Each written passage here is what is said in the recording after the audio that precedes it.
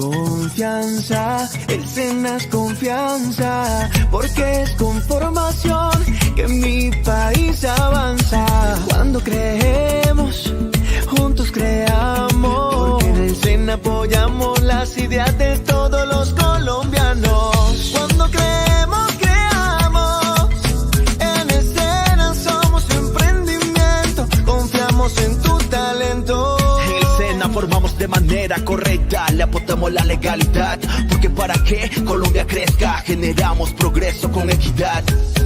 Cuando creemos, creamos, en el SENA somos emprendimiento, confiamos en tu talento.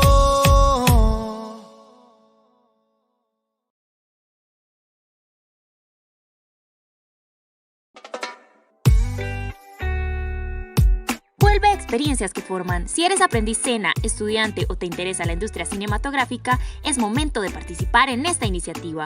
Comparte por medio de estos encuentros académicos con directores, productores y creativos de las producciones audiovisuales más destacadas del país.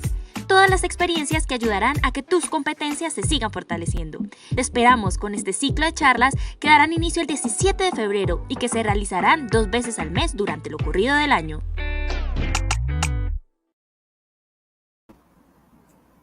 Bueno, muy buenas tardes a todas las personas que se conectan a este live. Mi nombre es Carla Lowe, directora egresada y docente de la Escuela Nacional de Cine. Por favor, cuéntenos desde qué localidad, municipio, ciudad, país están viendo este capítulo de Experiencias que Forman.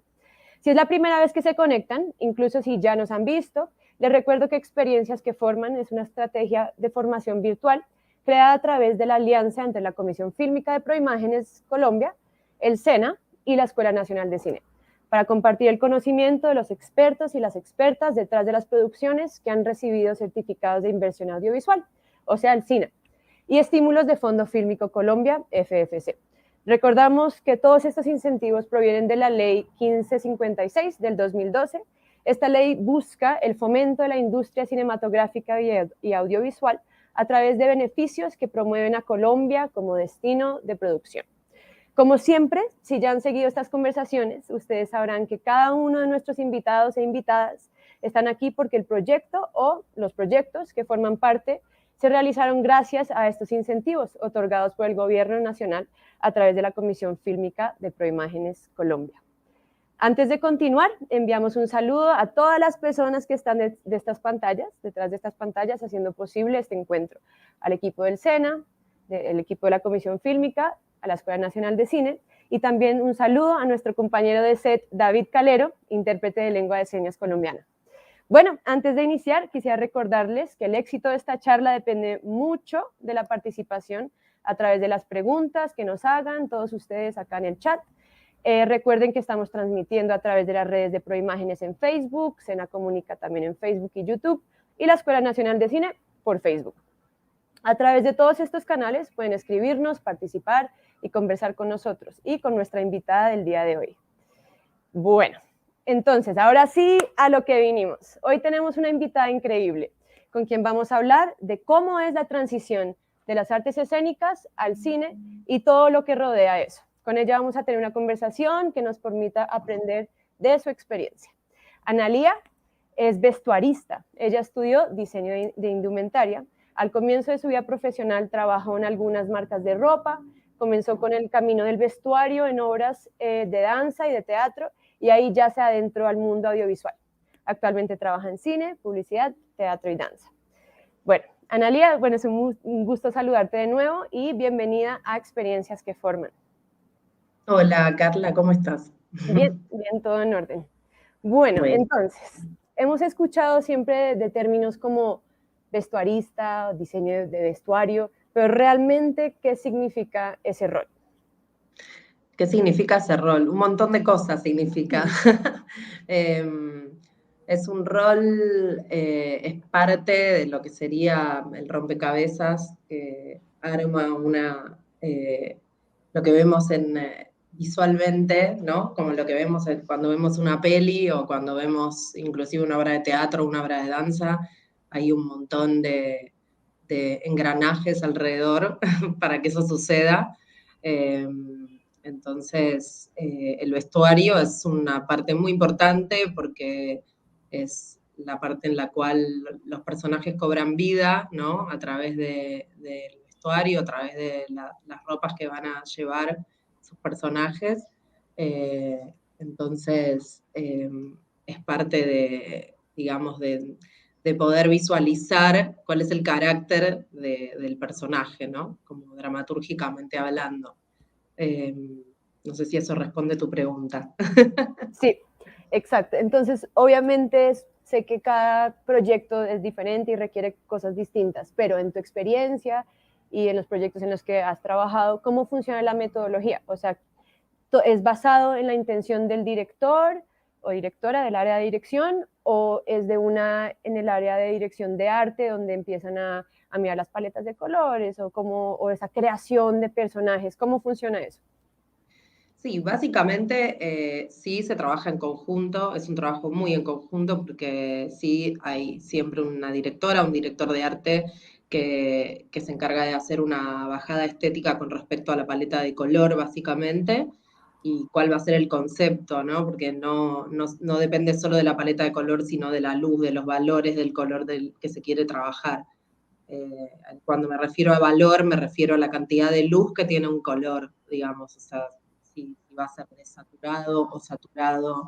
Digo, a veces vemos películas en las cuales hay contrastes muy bajos o digamos que casi no se nota, se empastan los colores y eso es intencional, digamos, no es que uno lo vea así porque, uy, quedó mal o quedó de una forma en particular que creemos que es rara, digamos, o sea, no es lo mismo ver una película de Almodóvar en la cual la paleta intencionalmente es contrastante y de colores saturados, o ver una película, no sé, voy a decir cualquier otro director, no sé, ver una película de Jarmusch en la cual los colores tienen otro tratamiento, o sea, todo eso tiene como una intención particular y tiene que ver con un concepto de color, un concepto de luz. Entonces sí hay como un trabajo en equipo muy grande, inclusive, bueno, el otro día cuando conversábamos que te decía que también, digamos, es parte del proceso también es hacer una prueba de luz para ver cómo va a interceder la luz sobre las texturas y los colores que vamos a utilizar, para ver si eso es el camino que se busca o no. Muchas veces en el proceso también se van tomando diferentes decisiones con respecto a esto. Entonces, sí, como que tiene muchas instancias y son instancias en las cuales se trabaja muy en equipo, digamos, para poder tener como un resultado acorde y un resultado que es una búsqueda, digamos, que tiene que ver, obviamente hay directores y directoras que también, o sea, tienen una idea en particular, entonces se trabaja muchísimo con los conceptos que se quieren obtener, ¿no? A partir del guión que se escribió. Claro, buenísimo. Entonces, ¿cuánta libertad tienes para explorar el personaje? Ya sabemos que está la lectura de guión, la intención del director.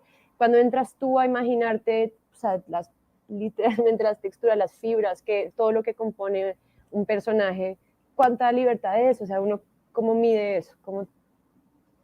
Ok, libertades hay porque uno, o sea, desde que leo un guión ya visualizo, digamos. Entonces, como que la primera instancia cuando lees un guión es entender un poco cómo está estructurada la historia. Vienen como muchas instancias antes de entender estéticamente, uno tiene que entender la estructura de un guión. Cuando uno lee un guión, divide primero, haces como un desglose, o sea que en ese mismo desglose uno puede darse cuenta, primero, algo muy importante para el vestuario es en cuántos días transcurre la historia. No es lo mismo una película o un guión que sucede todo en un día, que un guión que tal vez transcurre en un mes, tal vez son 7 días de historia, 10 días de historia, eso va a cambiar sustancialmente cómo son los personajes, o sea, no cómo son, perdón, va a cambiar sustancialmente cuánto vestuario van a tener que utilizar, digamos, como no es lo mismo una historia, por eso repito, como que transcurre en un día, que tal vez al personaje le pasan muchas cosas, pero está siempre vestido igual, entonces eso ya me da una pauta de trabajar de cierta forma diferente a que si la historia transcurre en 7 días y ese personaje va a mutar, va a tener diferentes prendas, diferentes cosas, digamos. Nosotros eso nos estructura mucho al momento de producir un personaje. una vez que uno establece ya, ok, esta historia es de esta forma, este personaje necesita tantos cambios, ahí uno ya va empezando como a, ok, voy a plantear la estética, uno empieza a pensar en diferentes, una carta conceptual con respecto a cada personaje, y obviamente que hay una charla con la directora o el director como para poder establecer también un poco hacia dónde ir, porque también muchas veces cuando uno escribe un guión ya tiene una idea de cómo quiere que sean esos personajes, entonces es imprescindible una primera conversación para tener un acercamiento a lo que esa persona que escribió, o sea, tiene en su cabeza, ¿no? Porque no, digamos, me parece como una parte fundamental, ¿no? De la persona que escribe, también entender un poco cuáles son sus intenciones con respecto a los personajes. Y ahí sí ya uno va empezando a orientar los conceptos y, bueno, armando una carta conceptual del personaje, de cada personaje, y poder como empezar a encarar la búsqueda, ¿no? Pero bueno, hay como todo un ida y venida de mostrar estas imágenes, tener una conversación también con director de arte, como para poder entender también qué colores va a llevar cada personaje, qué texturas, y una vez que eso más o menos ya está aprobado a nivel idea, se va a la calle a buscar todo, absolutamente todo, desde telas hasta todo, accesorios, ir a las bodegas de vestuario a ver qué prendas ya hay hechas y que pueden llegar a servir.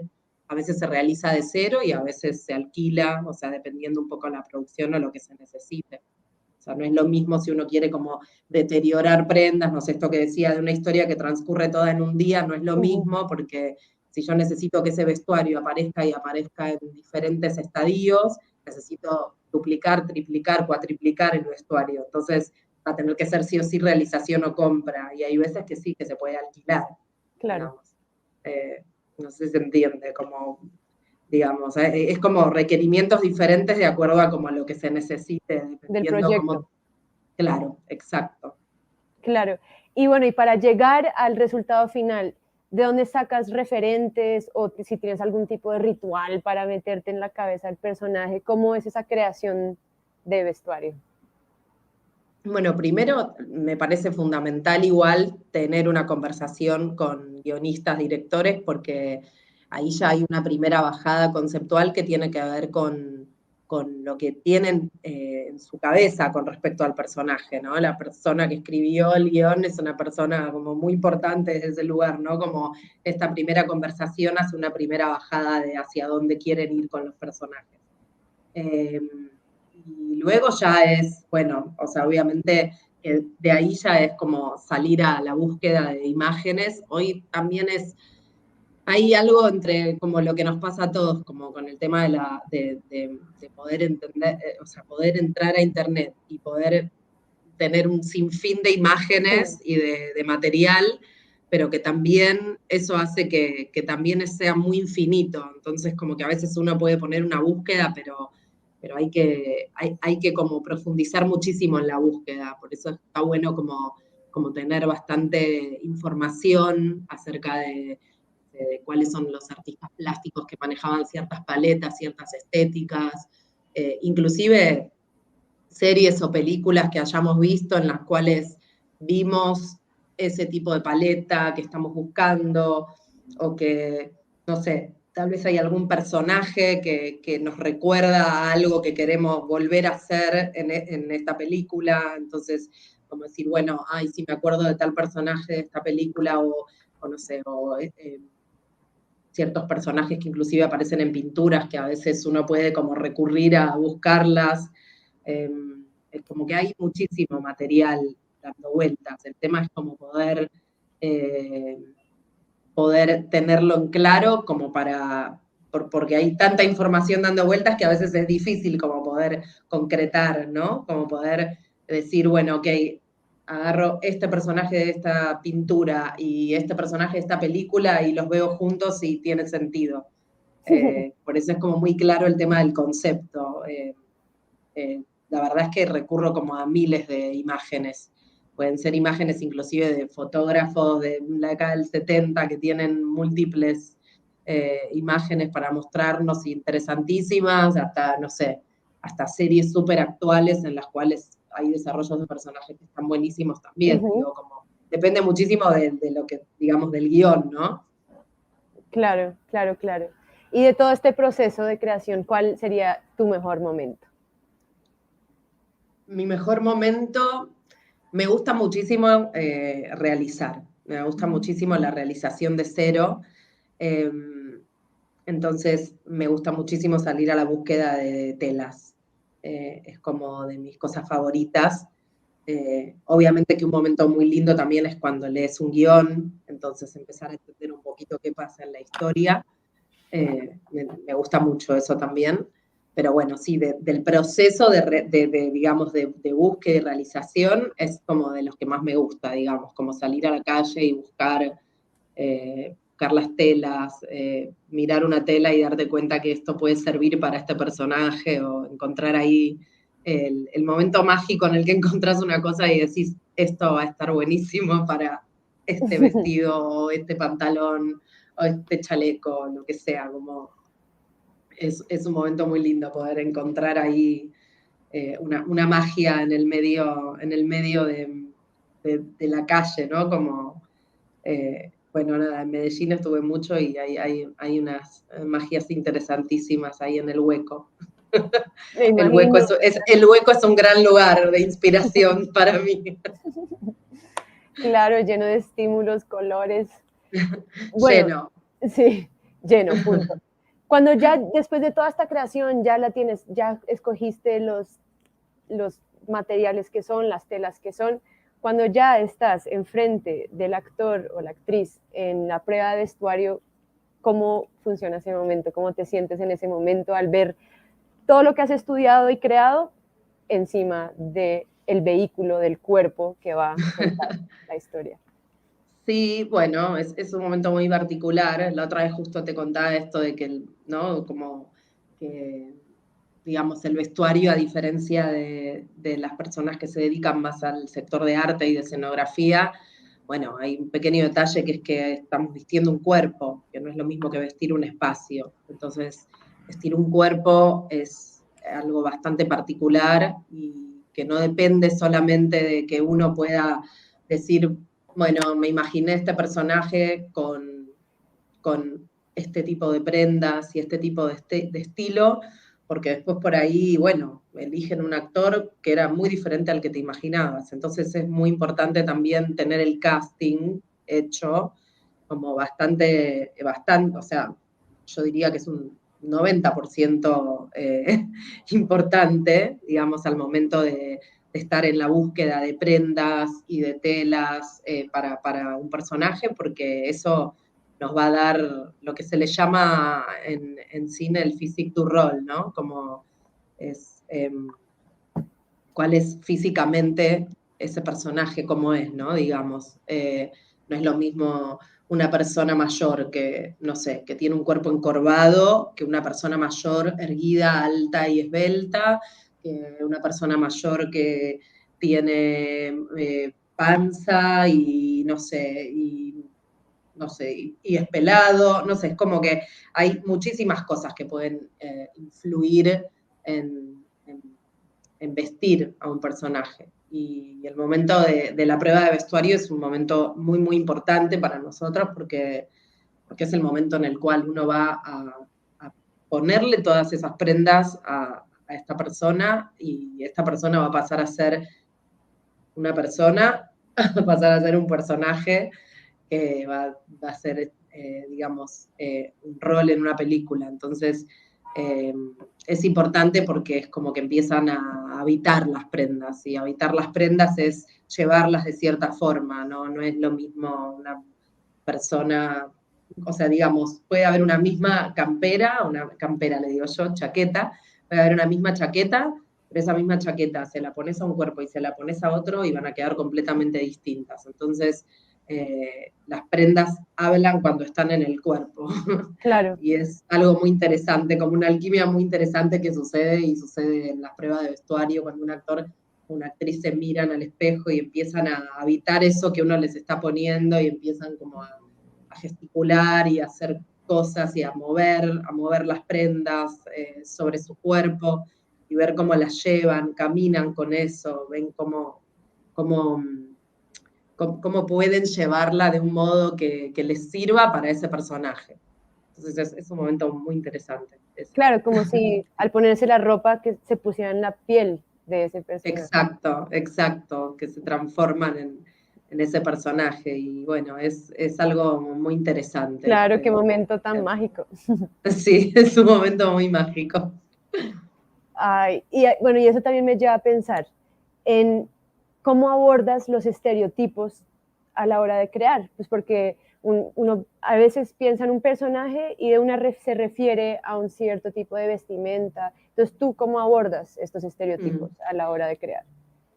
Es complejo el tema de los estereotipos porque trato de alejarme cada vez más de eso. Los estereotipos son algo con lo que venimos como estigmatizados hace muchísimo tiempo, ¿no? Y es como la connotación que tienen un montón de cosas, ¿no? Como que si una chica es no sé, está vestida de colores pastel, entonces es tonta, y si un chico está vestido, no sé, con colores oscuros, es de cierta forma, y es como que hay como mucha connotación, inclusive con los cuerpos, ¿no? Como también, como con los estereotipos que hay con respecto a cómo llevar ciertas prendas, porque si tienes un cuerpo más relleno, esto no te queda bien, o esto no te... Entonces, como que es muy importante poder tomarse el tiempo de estar con el personaje, de entender el cuerpo de cada actriz, de cada actor, o sea, poder como ponerse en la piel de ese personaje y abrirnos por completo de las complejidades, ¿no? De los complejos que tenga cada persona, porque si no es como que caemos en roles que terminan estigmatizándose, como que a una chica gorda siempre le vas a poner una blusa para disimularle, no sé, el cuerpo. O cosas así que terminan siendo más estigmatizantes, digamos, como que me parece que está bueno como explorar eso, como poder entender que cada cuerpo es único y entonces a partir de eso poder crear, ¿no? No sé si me explico bien lo que estoy diciendo, como poder sacar esos estereotipos.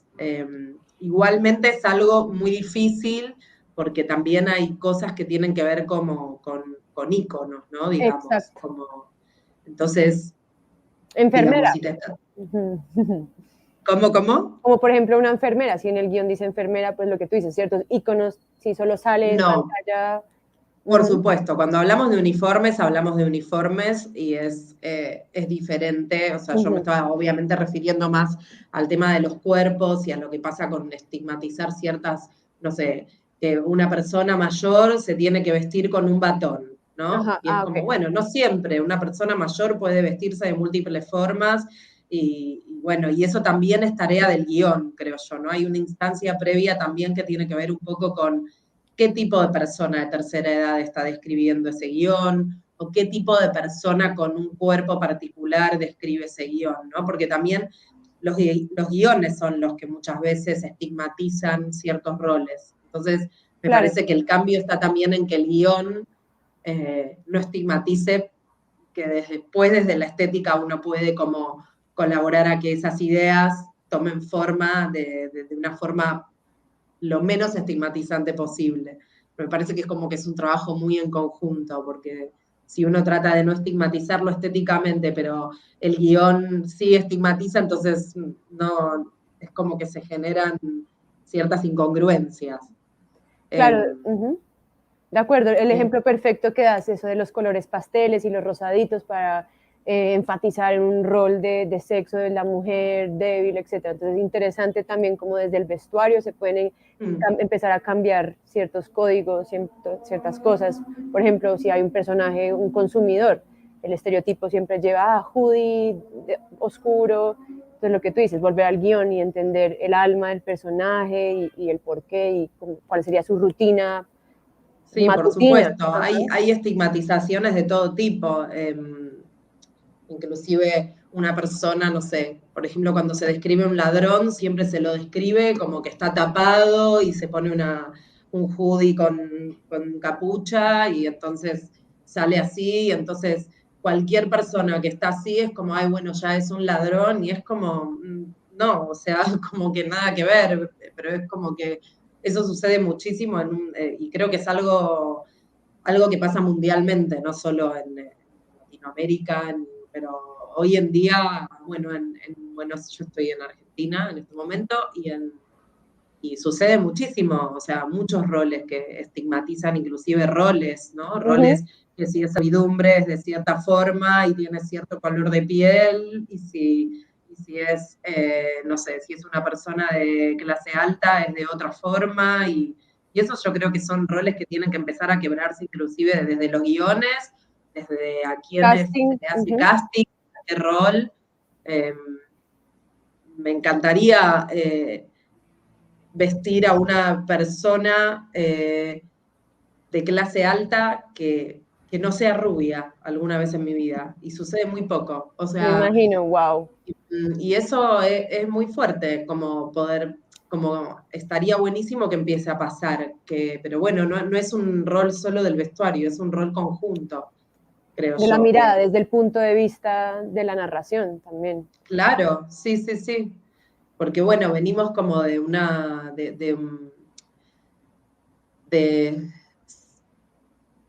lecturas que son muy blancas. Y lo digo desde un lugar muy, digamos, me da mucha pena que suceda eso, pero es una realidad muy latinoamericana también, ¿no? Como, eh, que sucede eso y sucede en todos lados, porque lo he visto en Colombia también, obviamente. O sea, también te pasa uno ve una novela y también sucede eso, Claro. ¿no? Como los roles, cómo están divididos, y me parece que está bueno poder empezar a observarlos para cambiarlo también, ¿no? Como hacedores de imágenes, digamos, creo que también hay un compromiso ahí. Sí, de acuerdo, de acuerdo. Bueno, relacionando lo que dijiste anteriormente con esta pregunta, ¿por qué ropa?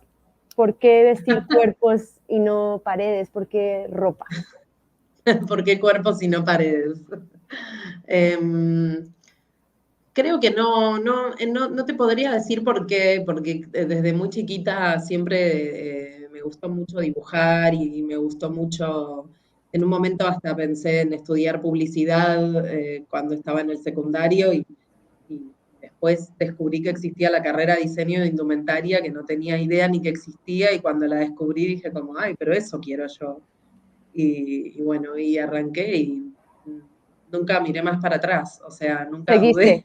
Seguiste Es eso. como que fue así, exacto. Después, Buenísimo. bueno, sí, uno va topándose ahí como con diferentes situaciones, como bueno, laborales, ¿no? Digamos, esto que decías al inicio, yo arranqué trabajando para marcas, porque acá la carrera está orientada bastante a hacer producto, y acá le decimos hacer producto a cuando trabajás para una marca y realizás prendas, producto terminado, digamos. Y, y bueno, acá existen muchísimas diseñadoras de indumentaria que se dedican a eso, y que está buenísimo también. Eh, y bueno, y en un momento decidí como moverme al vestuario porque me resultó muy interesante el trabajo de realización de personajes, más que nada. Me divertía mucho pensar en que puedo crear personajes a través de la ropa, a través del vestuario, a través de las telas. Así que, bueno, ese fue un poco el camino, sin Claro. demasiadas dudas, muy hacia adelante. Sí, fue natural, orgánico, te fue llevando. Muy orgánico, pues sí, sí, sí. Claro, ¿y cuál sería tu prenda favorita? O sea, de todos los personas, ¿tienes alguna afinidad con zapatos, sombreros? ¿Hay alguna prenda en especial que te... No sé si hay alguna prenda en especial. Hay muchísimas cosas que me gustan, la verdad. No podría decir Sí, hay ciertas épocas que me gustan mucho, más que prendas. Épocas. Creo que hay ciertas épocas que me gustan más que otras, ciertas siluetas que me gustan más que otras, pero no podría decir una prenda en particular porque es como muy infinito. Ujú. ¿Y qué época? ¿Qué época te gusta? Me gusta mucho, me gusta muchísimo lo que sucedió en la década del 50. Hay algo de esa silueta y lo que sucedió con, digamos, con el proceso de industrialización en ese momento que me parece muy interesante. Bueno, la silueta de los 50 es la silueta que les llaman cintura de avispa, que es una silueta que es bien ajustada en la cintura y con muchísimo vuelo. Y bueno, suceden cosas como muy interesantes con ese momento de la historia y con la industrialización, que fue eh, como muy interesante de ver cómo, digamos, se pasó a producir en serie ciertas tipologías que se venían utilizando solo para gente de clase muy alta. Entonces, bueno, hay como ciertas cosas con respecto al contexto histórico que me interesan mucho. La década del 20 también es una época que me gusta mucho. Y soy muy fanática de la estética de las mujeres sufragistas de principios de siglo, que bueno, que fueron como icónicas así con respecto al movimiento feminista y entonces había toda una movida de mujeres que usaban corset y que eran como de alcurnia, digamos, como de clase alta. Y, y las mujeres sufragistas no usaban corset porque querían sus cuerpos libres, entonces es como muy loco como en esa época, a principios de siglo, ya hubiera mujeres que pareciera que el movimiento feminista es muy actual, pero estamos hablando de algo que sucedió en el 1900, 1910, 1920, y habían mujeres que ya estaban pensando en liberar sus cuerpos. Entonces, es muy interesante cómo desde la indumentaria podían demostrar esa liberación, digamos, como que eso me parece muy interesante, que la indumentaria es como uno se viste, no es algo tan casual y tan inocente, digamos, como que decimos un montón de cosas con lo que llevamos puesto. Claro, claro, eso me parece fascinante, como hacer como la línea de tiempo del vestuario, que entraba de moda y que no. Mi pregunta es, ¿tú crees que el vestuario refleja la situación política, cultural, religiosa? ¿Cómo crees que eso Sí, puede claro. afectar? Sí, claro, claro. Sí, digamos, hay múltiples interpretaciones de cada década y sus antagonismos, digamos, porque siempre en épocas de guerra se veía muchísima opulencia en la clase alta, entonces hay como todas unas teorías al respecto. Son muy extensas de contar ahora, no quiero como extenderme demasiado con eso, pero sí es como que hay toda una teoría, hay muchísimas teorías con respecto al vestuario y a lo que estéticamente simboliza, dependiendo un poco del contexto histórico. Por eso justamente este detalle que conté que tiene que ver con las mujeres encorsetadas versus las mujeres sufragistas, es algo muy de ese momento. Las mujeres sufragistas son las que querían el derecho al voto. Claro, Entonces no usaban corsets, tenían siluetas más holgadas y esto es como que es muy literal, ¿no? Como las mujeres que se adherían como a los cánones de la época de la belleza versus las mujeres que querían la liberación y poder elegir. Entonces, unas usaban corset y las otras no, me parece que no hay un ejemplo tan estéticamente wow. como, y bueno, y eso sucede en muchísimos momentos, digamos, de la historia, que, bueno, que sí, que tiene que ver muchísimo con lo que uno representa, ¿no? Como otro ejemplo como eh, muy, que por ahí estéticamente se lo puede ver, es lo que sucedió con los hippies y con los punks. Como los hippies estaban más relacionados con la tierra, entonces todas sus prendas tendían hacia el suelo.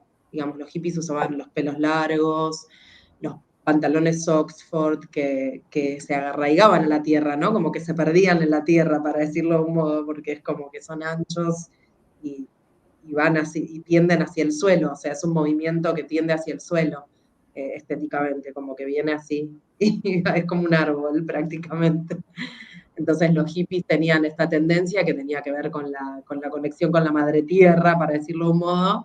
Los punks eran los new romantics y eran como todo lo contrario, venían como hacia el movimiento gótico, que desde la arquitectura va hacia arriba, El pelo, y ellos, los pelos van hacia los arriba. taches, claro. Exacto. Entonces es como que son dos movimientos antagónicos, casi serían como los corsets y las sufragistas.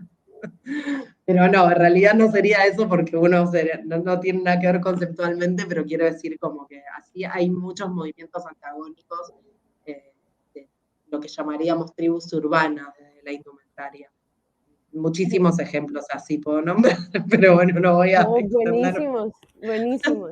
Y eso me causa mucha curiosidad, como uno donde pone el límite, o sea, la cultura es la que te obliga a vestirte de una manera, a seguir ciertos patrones de moda, o más bien es la moda la que se revela muchas veces al sistema o a... Sí, yo creo que también hay algo como de que uno siempre quiere pertenecer a cierta tribu urbana, como diríamos, que ya no sé si se sigue usando ese concepto de tribu urbana, pero, pero siempre hay ciertos movimientos a los que nos queremos enmarcar o pertenecer como personas, como individuos. Entonces, por más que uno crea que no está siguiendo ninguna moda, siempre está siguiendo algún concepto, siempre se viste de una forma porque está perteneciendo a cierta,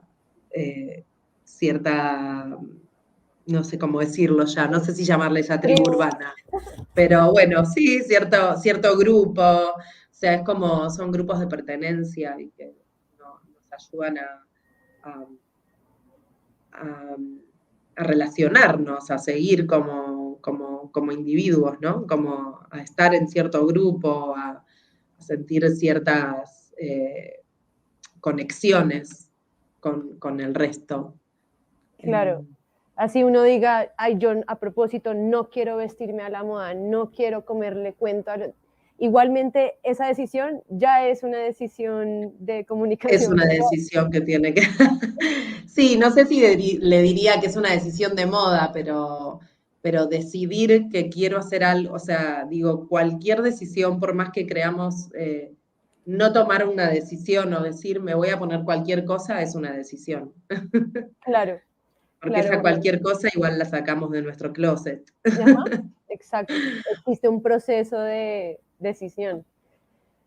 Bueno, Sí, exacto. Digamos, estar descuidado es una decisión, para decir, estoy diciendo descuidado y la sí, sí, pongo sí. entre comillas, porque no Uh-huh. es como cuando dicen como, ay, no se preocupa por la ropa. Bueno, pero no preocuparse por la ropa es una decisión, Exacto, digamos. Y, exacto. y para que vos te des cuenta que alguien no se preocupa por la ropa, esa ropa tiene que estar diciéndonos algo, digamos. O sea, como, ¿cómo te das cuenta que no se preocupa? ¿Por qué? Porque la remera está gastada, porque su Uh-huh. pantalón está roto. Bueno, es una decisión ponerse eso, digamos, como... eh, siempre y cuando hablamos de decisiones conscientes, ¿no? No Sí, estoy uh-huh. hablando de personas que padecen necesidades o, digamos, estoy hablando de una decisión consciente, ¿sí? Obviamente hay muchísimas personas que se ponen lo que pueden. Claro. Uh-huh. De acuerdo, de acuerdo. Bueno, ese tema me interesa muchísimo, pero retomando, tú, tú fuiste encargada de vestuario de una serie Cartago, por eso fuiste Sí, beneficiaria sí, del cine. ese fue el último proyecto que hice, el del año pasado.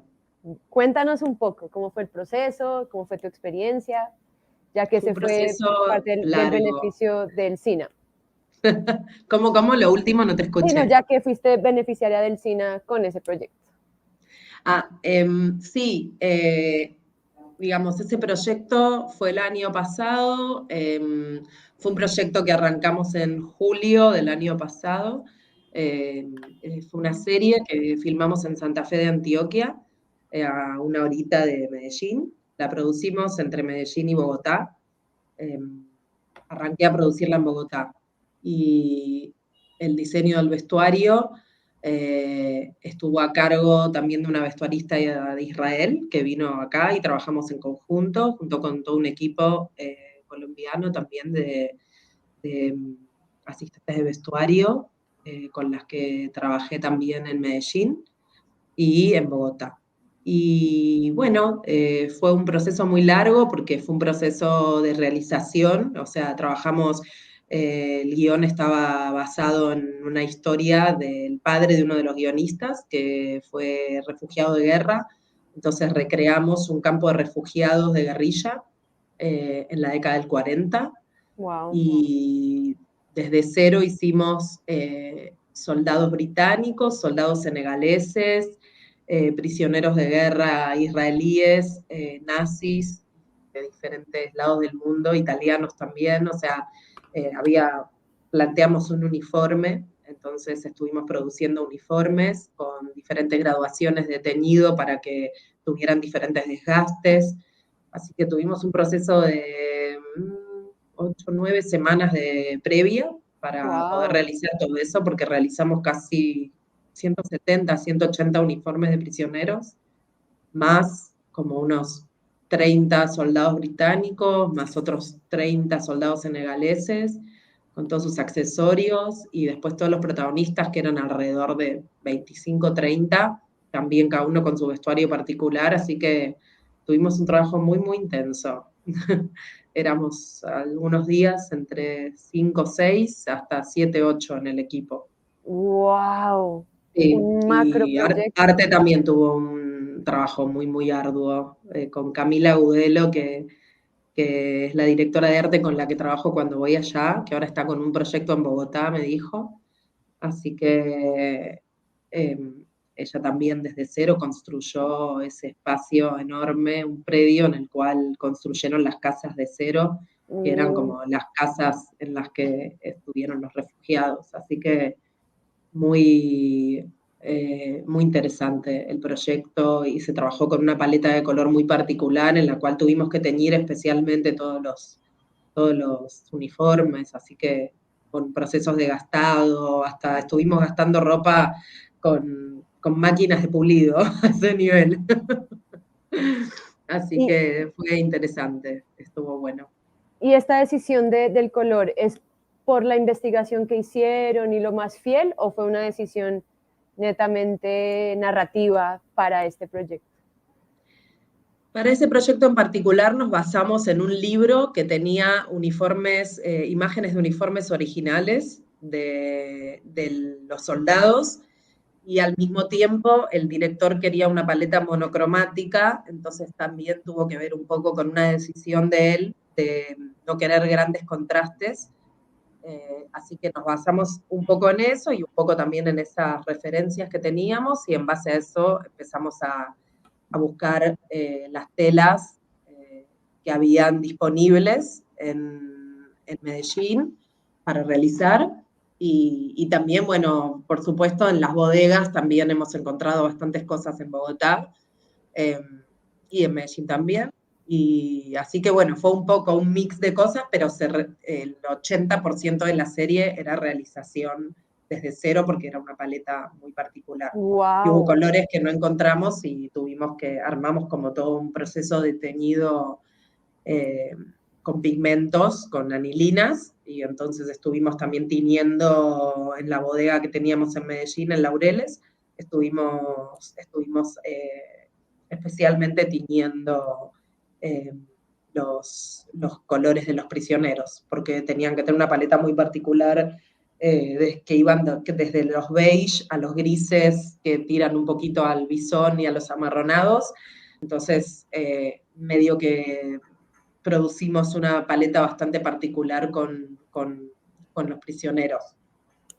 Así que sí, fue un trabajo muy arduo, intensísimo. Pero intensísimo y hasta mágico, porque no es solo como mirar históricamente lo más fiel, las costuras, cómo lo cosían y todo eso, sino también de lo que dijiste del cómo crearlo, de cómo físicamente crear esas prendas, esos conceptos. Sí, sí, además También algo muy particular es que esto del desgaste, que tenía que ver con que a cada prisionero le daban las prendas en cierto momento. No es lo mismo cuando vos te dan un uniforme ni bien llegás, que cuando ya estás hace 6 meses en el campo de refugiados. Entonces, trabajamos como con distintos desgastes. Algunos uniformes estaban más nuevos, otros no tanto, tenían leves detalles diferentes, algunos tenían un cuello distinto a otro, porque bueno, también algo natural de que no quede tan acartonado y todo igual, digamos, como que las cosas, también esta cosa particular de que, no sé, un prisionero por ahí se levantaba el cuello, entonces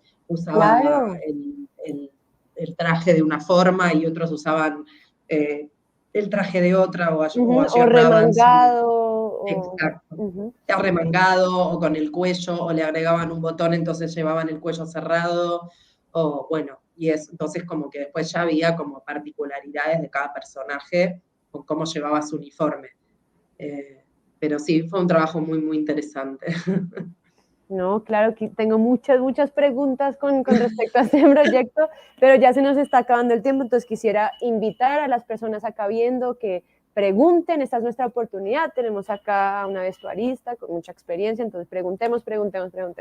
Entonces, ahí, Tal vez están alguna de las chicas del equipo, hoy alguna me dijo, que están presentes, Juliana no sé si se habrá conectado. eso, que cuenten anécdotas. Y eso me lleva a Yo no pensar, veo preguntas, o hay gente que hace preguntas, perdón. sí, no, pues no, hasta ahora no me han llegado tampoco. Ah, ok, no, porque no sé si veo. Vale, ¿y qué te gustaría decir o qué le podrías decir a personas que son nuevas al mundo del vestuario, de pronto estudiantes, de pronto personas que hasta ahora están pensando en irse por allá, por ese camino? ¿Qué sería un consejo para ellos? Un consejo, bueno, que si es algo que realmente les gusta, que vayan para adelante, porque bueno, es algo también a veces, hay ciertas carreras que a veces se ponen de moda y por ahí la gente se mete solo porque se ponen de moda y bueno, nada, o sea, digamos que si es algo que realmente sienten que les gusta, que vayan para adelante porque es una carrera muy hermosa y trabajar en cine es muy lindo. Pero bueno, obviamente que es como todo, digamos, como que es algo que realmente te tiene que gustar porque requiere de Claro, mucho esfuerzo y es un trabajo que requiere muchísima dedicación, digamos, como ese sería mi principal consejo, como que si realmente les gusta, que sigan para adelante. perseverancia. Perseverancia, exacto. Buenísimo. Y bueno, y la gran pregunta es, Ay, hay una gran pregunta. hay una gran ¿Cuál? pregunta. ¿Cómo es la transición de teatro o de artes escénicas a cine? ¿En qué se diferencia? ¿Cómo es esa transición? Desde el vestuario, digamos. Sí, correcto. La diferencia para mí desde el teatro al cine tiene que ver, no es tanto desde el concepto, porque conceptualmente uno puede trabajar con el mismo personaje, pero la diferencia va a ser lo que sucede, digamos, en teatro uno trabaja en el proceso con el personaje y luego este personaje está en una obra y ya no hay modificación ahí, digamos, cuando en el cine el proceso es distinto porque uno, inclusive cuando ya está en el set filmando, hay cosas que se pueden modificar a último momento. Yo creo que hay algo Claro. de lo que sucede en el cine que es diferente, porque hay algo que sucede con la luz y lo que sucede ahí en la alquimia del set, diría yo, eh, que hasta que uno no lo ve en el monitor con todo, no terminas, o sea, uno puede corregir algo a último momento en el monitor. En cambio, en teatro, esas cosas suceden, pero suceden antes de que la obra esté estrenada, digamos. No sé, como que hay algo ahí diferente y obviamente hay algo que tiene que ver con cómo, con las distancias del espectador, digamos. O sea, uno en una película es distinto ver algo en una pantalla que verlo en vivo. Son dos cosas muy diferentes, entonces hay algo que sucede con las dimensiones y con las escalas que en el teatro no es lo mismo estar en un teatro que tiene 10 filas, ¿no? 10 filas de espectadores, que estar en un teatro, en una Claro, ópera, en la cual las escalas tienen que ser diferentes en los vestuarios, para que yo vea una textura tiene que ser una escala muy grande, y en cambio por ahí en una pantalla, en un monitor, digamos en cine, también esa escala va a cambiar, digamos, dependiendo un poco si es un plano corto, si voy a verlo en un plano abierto, si, digamos, muchísimas cosas cambian con las escalas, más que nada. Las texturas cambian muchísimo. Hay cosas que visualmente en un monitor se ven bien y después en vivo y en directo no se ven bien. Entonces hay cosas que para cine sirven, pero para teatro no. Entonces hay wow. como unas cosas así como con respecto a las texturas y los colores y las escalas bueno, que son muy de un trabajo muy fino del proceso. Claro, y la posibilidad de retoma en dado caso, como que lo que tú dices, en esa situación, con esa iluminación, en ese instante, es como, ¡ay! No, no pega. Entonces uno puede, se retoma. En Sí, que se teatro, supone que igual esas son cosas que ya uno de antemano hizo una prueba y en todo, pero pruebas, bueno, siempre en cine hay cosas que a último momento se pueden cambiar, digamos. claro. Y en teatro eso sucede, pero sucede en un ensayo. Es casi como que el set fuera una especie de un ensayo, digamos, y después se decide lo que queda fijo en el monitor, digamos, pero sí tienen como procesos diferentes. De acuerdo, ¿no? Y ambas me imagino que tienen su magia. ¿Te quedarías con audiovisual? ¿Cómo? ¿Te Sí, me quedarías? gusta mucho, o sea, hice mucho teatro, me gusta mucho, pero, pero bueno, últimamente hago mucho más cine, me gusta muchísimo, me gusta mucho el set, me gusta mucho el cine. Bueno, desafortunadamente se nos acabó el tiempo. Quería mandar un gran saludo a todas las personas del Valle del Cauca, Cacedonia, que están acá conectados, y también de Briseño, Antioquia. Buenísimo. Y pues muchas gracias, Analia. Podría seguir preguntándote porque es muy fascinante tu área. Muchas veces uno escucha vestuario y uno solo se refiere a ropa, pero no todo lo que conlleva, toda la investigación, todo lo que tú hablas de vestir cuerpos y almas, es increíble. Entonces te agradezco mucho por tu tiempo, por compartir con nosotros tu experiencia. Bueno, por favor, no, muchas gracias, Carla, a vos y a todos. Vale, entonces recordemos que Experiencias que Forman es una estrategia de formación virtual creada a través de la alianza entre la Comisión Fílmica de Proimágenes, el SENA y la Escuela Nacional de Cine para compartir el conocimiento de los expertos detrás de las producciones que han recibido certificados de inversión audiovisual del SINA y estímulos del Fondo Fílmico Colombia FFC. Recordemos que todos estos incentivos provienen de la Ley 1556 del 2012. Y ya con eso termino, les mando un abrazo y nos seguimos viendo en siguientes episodios. Buenísimo. Vale, cuídate. Chao, chao. Chao a todo el Chao. mundo. Chao. Gracias.